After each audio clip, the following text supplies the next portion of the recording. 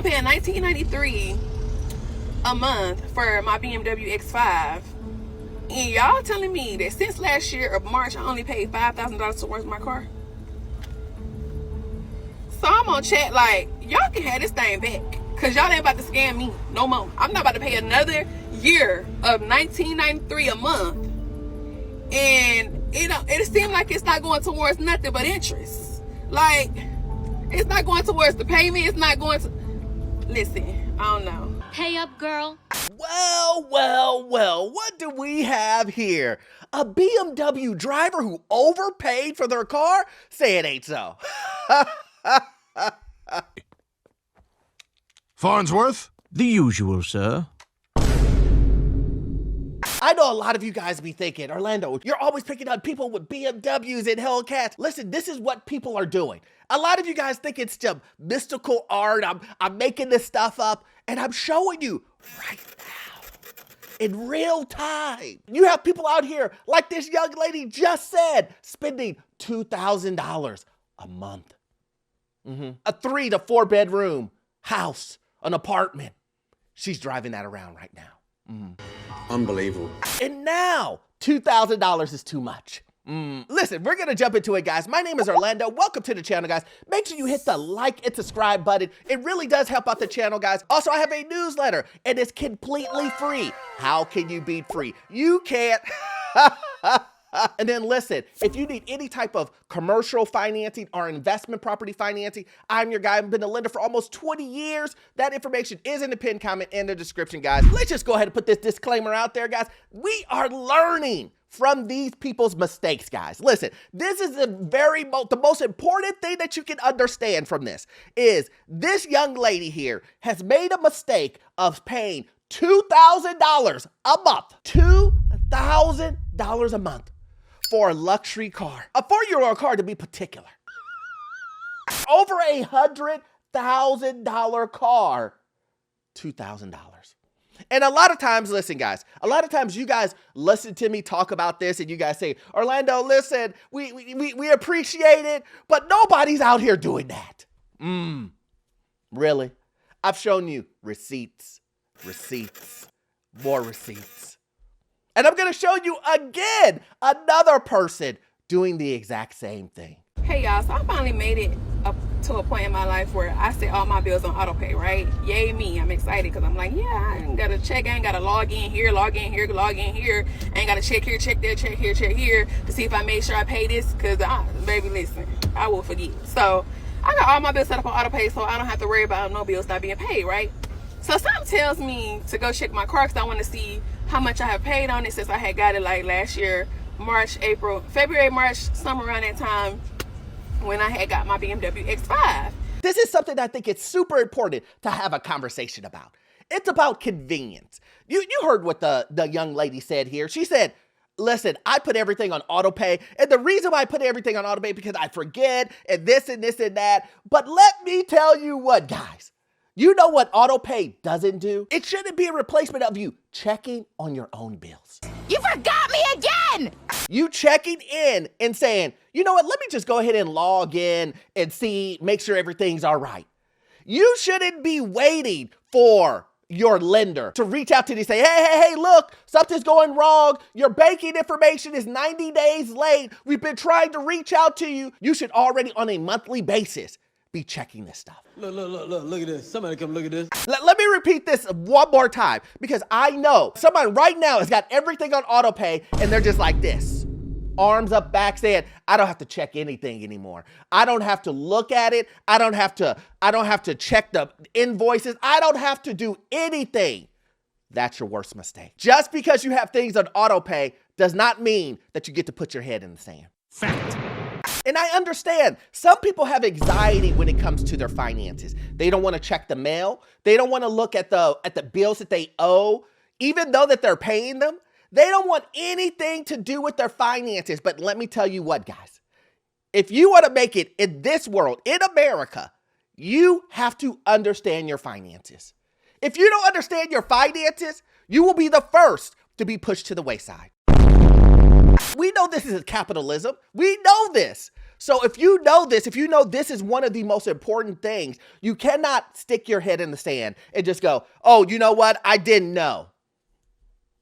But you'll find out. Don't be a fool. Listen, guys, if you keep getting spam texts and calls, it's probably because your data's been leaked. This is why I use Privacy Hawk. It goes out and searches across hundreds of databases and tells me who has my data, along with a privacy score. And let me tell you guys, my score was terrible. And then all I need to do is click a single button and Privacy Hawk goes out and removes me from those databases. And the best part is it doesn't stop there, guys. Privacy Hawk will continue to monitor my data exposure and protect me automatically. It includes ID theft recovery insurance up to $1 million and alerts me when my info is leaked and exposed on the dark web. So if you're ready to take back control, hit the link below and get 20% off the Platinum annual plan with my code Orlando20 on iOS or Orlando20 on Android. Hit the link and get your free scan now. Now back to the video. I checked my Capital One, which is, you know, who I got my van through, and I'm like, okay, yeah, okay, we almost halfway there, almost done. But I signed in to check my BMW, and it said I only paid $5,000. I'm like, no, I'm being scammed. Because not only am I on auto pay, but I'm paying I'm paying $19.93, which is a hell of a lot, right? I know. That was the stupidest thing I ever done. But anyways. She's like, that's the most stupid. Yeah, yes, it was. I'm never one to say, at least she understands it now. At least she understands it now. But my point that I've always been trying to make to individuals is, why see a video like this? Why see videos like this in your past and you ignore every last one of them? Because when you make the money, when you get $100,000, $200,000, the first very thing that you're gonna do is run to the car dealership. I get it. I totally understand it. But can you afford it? Can you afford the maintenance? Can you afford what this young lady is talking about right now? She can't even afford the finances that she signed up for. Let that seep in. She can't even afford the interest rate that she signed up for on a luxury BMW. So what makes you think it's a good idea to take 50% of your income and put it on a car? Wow. What makes you think spending 60% of your income monthly on a car is a smart idea? Use your common sense. Oh, wait. Someone put it in the comment section why you think putting 60 to 70% of your income inside of a car is worth it. I don't think you have the facilities for that, big man. And then at the very end of this all, you're doing this all to impress people. I'm not saying this is what this young lady did, but for the most part, most people are buying these expensive cars, these luxury cars, and they're doing it because they want to impress someone else. I mean, we saw the car, right? It did say a 2021. I mean, that's that pandemic time. Remember I told you people were buying these expensive cars just to park them in their car. Beep, beep. Everybody sees the car inside of the garage. Makes sense, right? When 2025 comes up, it's, oh no, it's too expensive. My income is going down. I didn't realize the economy was going this direction. I can no longer afford this. I'm paying $19.93 a month for my BMW X5. And y'all telling me that since last year of March, I only paid $5,000 towards my car? So I'm on chat like, y'all can have this thing back. Because y'all ain't about to scam me no more. I'm not about to pay another year of $19.93 a month. And it seems like it's not going towards nothing but interest. Like, it's not going towards the payment. It's not going to... Listen, I don't know. What? Guys, can you believe that? No, listen, you guys got to listen to this. She signed up for a car that some would say is overpriced. Then she gets a loan on that car, finances it, and for whatever odd reason, the interest is being paid before the principal. You know what that sounds like? That sounds like every loan That is done. See, this is the reason. This is the reason why financial literacy is so important. You have to think, young brother, about your future. Huh? And I'm not picking on this young lady at all. I'm using this as an example. This is for educational purposes only. You gonna learn today. Let's have a deep discussion, guys. Okay, let's go ahead and go to Orlando University, okay? See, when you get a loan, guys, a mortgage, a auto loan, the bank or the lender will charge you an interest rate. And when they charge you an interest rate, they want to make their money. So how do banks and lenders make their money? If you decide you want to pay it off early, they front load loans. That means at the very beginning of your loan, you are paying more interest than you are paying towards the principal. Wait, what? This is because the bank wants to earn as much money as they possibly can before you refinance. Loans have always been this way, and they probably always will. Thank you for coming to Orlando University. That's loans, guys. That's what she's complaining about. She's not complaining about the $100,000 she spent on the car. She's not complaining about it being too expensive for her budget. She's complaining about a bank doing what a bank does, lending you money and then calling it a scam. Make it make sense. She signed on the dotted line. All of this information was in front of her when she signed on the dotted line. No accountability for that. But calling them a scam, 100%. No way you just made a mistake by buying that expensive BMW and the interest rate was probably high when you bought it. You got probably a bad interest rate associated with that. That's just based off of my assumption. I'm not saying that's fact. She could have got a great interest rate on it. But my assumption is she probably bought the car expensive. She probably got a bad interest rate.